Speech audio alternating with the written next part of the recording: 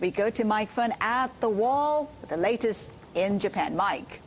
Well, Hasland, U.S. home sales jumping by the most in 8 years now. You might think that's good news for exporters, but in fact, Sharp, Panasonic and Sony are down, obviously. You buy that new house, no cash left for that lovely flat-screen TV. However, it should help raise bank lending, and we are seeing Japanese banks heading higher as well. Mitsubishi UFJ owns California's Union Bank. Mitsubishi UFJ shares up 1.5%, Mizuho gaining 1.4%. A big jump in Sumitomo Mitsui, 3.1% higher. The reason for that, Nomura raising its stock rating to buy from neutral, saying better capital ratios are improving its growth prospects.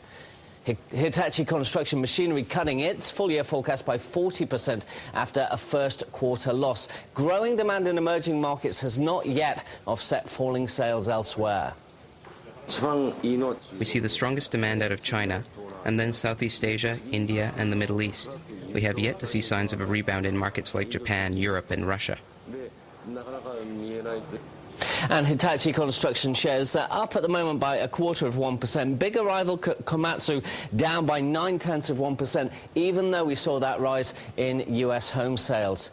Now, Kirin beat its profit forecast by 40%. A strong Aussie dollar raising the value of its loans in that currency. Profit still 83% lower than the first quarter of 2008. If we could take a look at Kirin shares at the moment, if we get that up on the screen for you, Kirin shares up by 1.3%. A big surge in Sapporo shares, up by more than 7.5% to a 9-month high. Sapporo lost $7.4 million in the first half. However, cost-cutting helped it narrow that last loss to a fifth of the amount that it had forecast. So much better than forecast, even though it's still losing money. Haslinda, back to you.